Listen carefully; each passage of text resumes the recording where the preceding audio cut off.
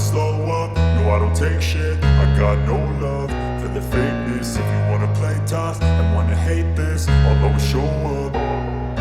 I don't ever slow up, no I don't take shit. I got no love for the fakeness. If you wanna play tough and wanna hate this, I'll always show up and make a statement. I don't ever slow up, no I don't take shit. I got no love for the fakeness. If you wanna play tough and wanna hate this, I'll always show up and make a statement. Everything I do so instinctive and so passionate. Every word I move so descriptive like an adjective. I got a vendetta against people who patented being negative when you should be getting after it.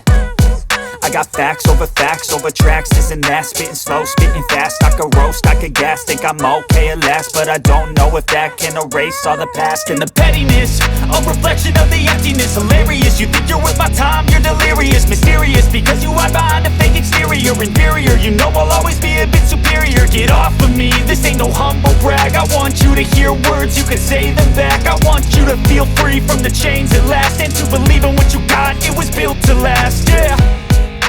Now that I've been put through hell, I never got anyone's help. I had to do it all myself.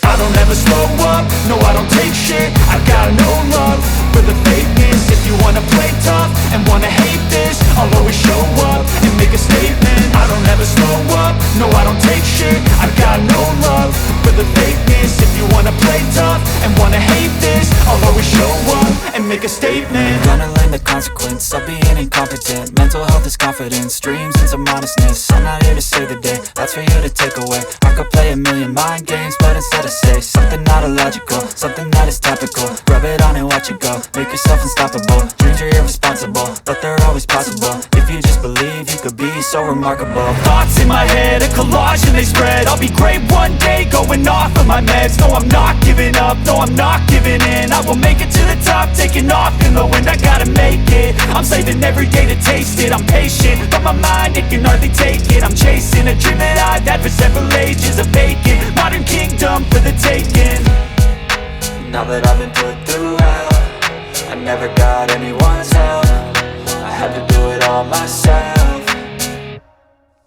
I don't ever slow up, no I don't take shit. I got no love for the fakeness. If you wanna play tough and wanna hate this, I'll always show up and make a statement. I don't ever slow up, no I don't take shit. I got no love for the fakeness. If you wanna play tough and wanna hate